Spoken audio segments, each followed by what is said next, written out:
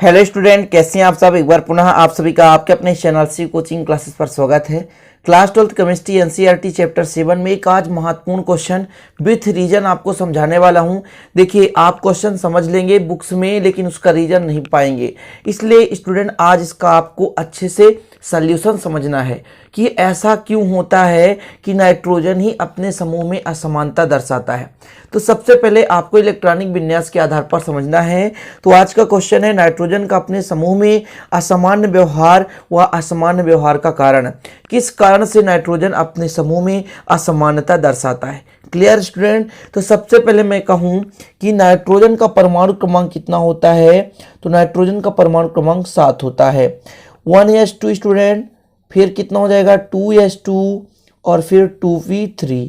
अच्छा, आपको यदि मैं कह दूं, बेसिक से समझाऊंगा, बिल्कुल जीरो लेवल से समझने की जरूरत है।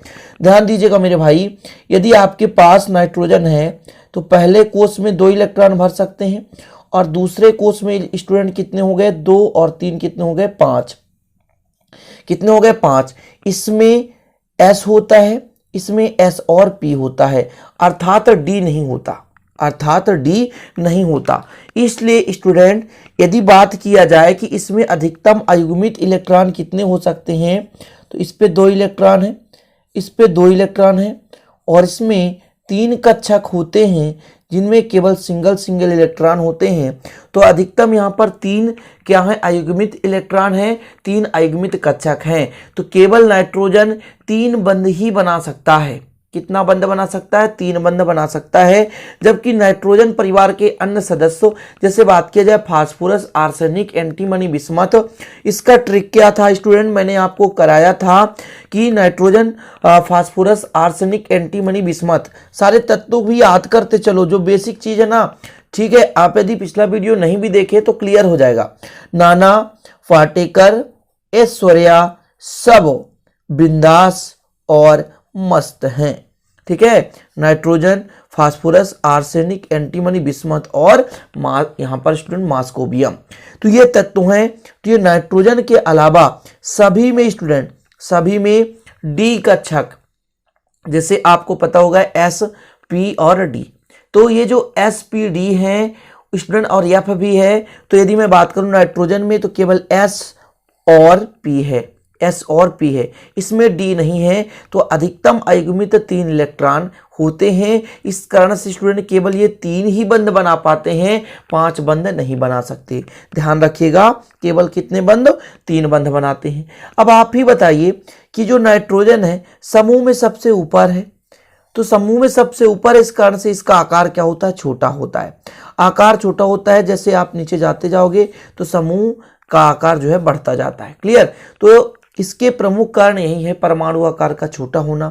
डी ऑर्बिटल इस पे नहीं है, मतलब दूसरे कक्षा में डी उपकोष होता ही नहीं है। समझ रहे हैं ना, डी उपकोष होता ही नहीं है। तो डी उपकोष ना होने का रिक्त डी ऑर्बिटल, मतलब डी ऑर्बिटल है ही नहीं है स्टूडेंट।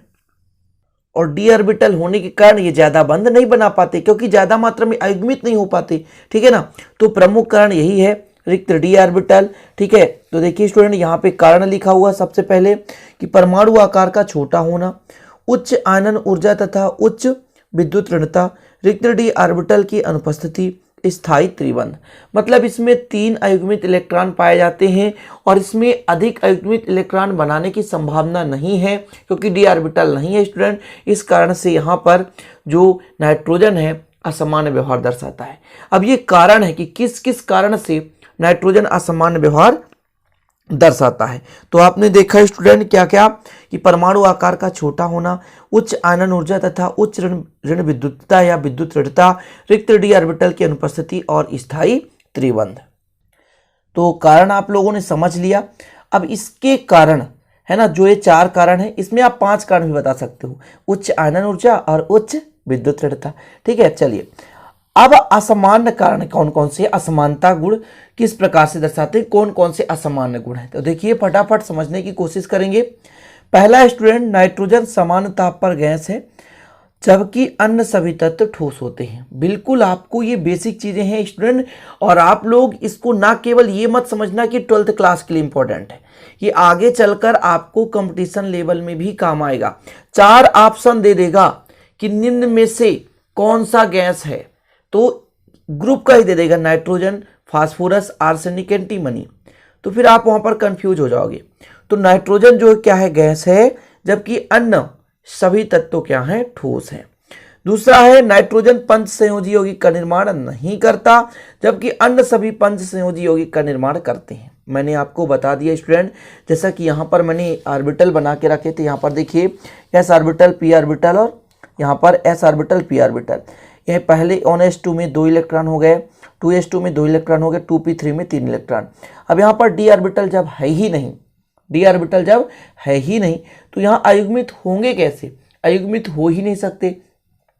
इस कारण से केवल ये जो है त्रिसंयोजी यौगिक ही निर्माण करता है, पंच संयोजी यौगिक बनाने की क्षमता नहीं रखता। जबकि फास्फोरस में, जो फास्फोरस होता है, इसमें स्टूडेंट डी ऑर्बिटल होता है। डी ऑर्बिटल होने के कारण जो फास्फोरस है, आर्सेनिक, एंटीमनी है, पंच संयोजी यौगिक बनाने की क्षमता रखते हैं। अगला है अन्य तत्वों की तुलना में नाइट्रोजन गैस निष्क्रिय है। मतलब निष्क्रिय का मतलब ज्यादा क्रियाशील नहीं है, जबकि अन्य तत्व फास्फोरस है, आर्सेनिक है, एंटीमनी, बिस्मथ ज्यादा क्रियाशील है। आप लोगों को पता होगा स्टूडेंट, जो रेड फास्फोरस होता है वो माचिस के तिले में लगाया जाता है। क्यों? क्योंकि ज्यादा सक्रिय होता है।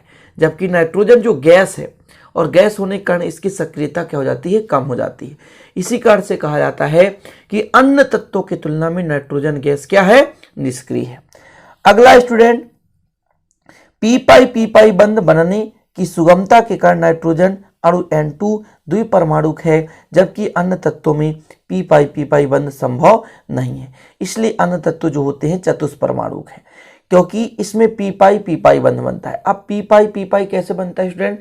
तो पीपी अतिव्यापन के पार्श्वी अतिव्यापन द्वारा। देखिए पीपी अतिव्यापन भी होता है, एक समाज होता है, एक पार्श्वी अतिव्यापन होता है। तो पार्श्वी अतिव्यापन में कैसे होता है, थोड़ा समझने की कोशिश करेंगे। यहाँ पर मैं थोड़ा सा आपको समझाऊंगा। देखिए जैसे मान के चलता हूं, ये पी ऑर्बिटल है और ये दूसरा पी ऑर्बिटल हो गया, तो ये आपका यहाँ पे पाई बंध बनता है। क्या बनता है? पाई बंध। तो जब पी ऑर्बिटल यानी जो आपका पी ऑर्बिटल का जो डायग्राम होता है, संरचना होता है, तो उनका पार्श्वी अतिव्यापन होता है। कैसा होता है? पार्श्वी अतिव्यापन होता है स्टूडेंट। तो क्या बनता है? पी पाई बंध, जो कि नाइट्रोजन में पी पाई बंध बनता है। इस कारण से स्टूडेंट जो पी पाई बंध बनने के कारण ये N2 द्विपरमाणुक होता है, जबकि अन्य सभी चतुष्परमाणुक होते हैं। अगला नंबर देखिए स्टूडेंट, अगला है कि नाइट्रोजन संकुल यौगिक नहीं बनाता है, जबकि अन्य तत्व संकुल यौगिक बनाते हैं। संकुल यौगिक बनाने के लिए स्टूडेंट हमेशा ध्यान रखिएगा, ज्यादा से ज्यादा बंध बनाने की क्षमता रखें, जबकि नाइट्रोजन केवल 3 ही बंध बना पाता है। इस कारण से संकुल यौगिक नहीं बनाता। और जो भी तत्व या जो भी आपका मतलब परमाणु है, वो जितना ज्यादा मात्रा में बंध बनाएगा और जितना मात्रा में बंध बनाने की शक्ति रखेगा, वो उतना ही ज्यादा संकुल यौगिक का निर्माण करेगा। तो नाइट्रोजन में जो है केवल 3 बंध होते हैं, त्रिबंध बनाने की शक्ति होती है। इस कारण से जो नाइट्रोजन है वो संकुल यौगिक नहीं बनाता। ठीक। अगला, नाइट्रोजन अन्य तत्वों की अपेक्षा सबसे अधिक ऑक्सीकरण अवस्था प्रदर्शित करती है। मतलब स्टूडेंट इसका ऑक्सीकरण अवस्था मैंने पिछली वीडियो में बताया था कि जो नाइट्रोजन होता है -3, -2, -1 और +1, +2, +3, +4। अब आप संयोजकता कहोगे, इसकी संयोजकता तो आपने बताया था सर कि बाह्यतम कोश में 5 इलेक्ट्रॉन है तो केवल 3 इलेक्ट्रॉन ले सकता है, इसलिए -3 होगी। लेकिन ऑक्सीकरण कुछ अलग ही होता है। ऑक्सीकरण पर अलग से वीडियो में बना दूंगा ताकि आप लोगों को दिक्कत ना हो सके। ठीक है, चलिए अगला है स्टूडेंट, नाइट्रोजन के हैलाइड NCl3 को छोड़कर अस्थायी एवं उच्च विस्फोटक है, जबकि अन्य तत्वों के हैलाइड स्थायी होते हैं। मतलब नाइट्रोजन का जो हैलाइड होता है वो अस्थायी होता है, केवल NCl3 को छोड़कर। बाकी स्टूडेंट अन्य सभी तत्वों के हैलाइड क्या होते हैं? स्थायी होते हैं। तो ये कुछ प्रमुख आप लिख सकते हैं असामान्य गुण, कौन कौन से असमानता प्रदर्शित करता है नाइट्रोजन। ठीक है, स्क्रीनशॉट लेना है तो ले सकते हैं, या कि यदि आप नए हैं और इसका PDF नोट्स लेना चाहते हैं विधिवत फिजिक्स केमिस्ट्री का, तो 96 85 29 91 49 9685299149 पर कांटेक्ट कीजिए। आपको PDF नोट्स मात्र 100 रुपये में एक सब्जेक्ट पूरा ऑल चैप्टर का दिया जाएगा। ठीक है स्टूडेंट, तो प्लीज़ आप लोग विजिट कर लेना। यदि अच्छा लगे तो लाइक कर देना, दोस्तों के साथ शेयर कर देना, नए हैं तो चैनल को सब्सक्राइब कर बेल आइकन भी प्रेस कर लेना। मिलते हैं इसी प्रकार अगले वीडियो में बेसिक के साथ। तब तक के लिए जय हिंद, वंदे मातरम।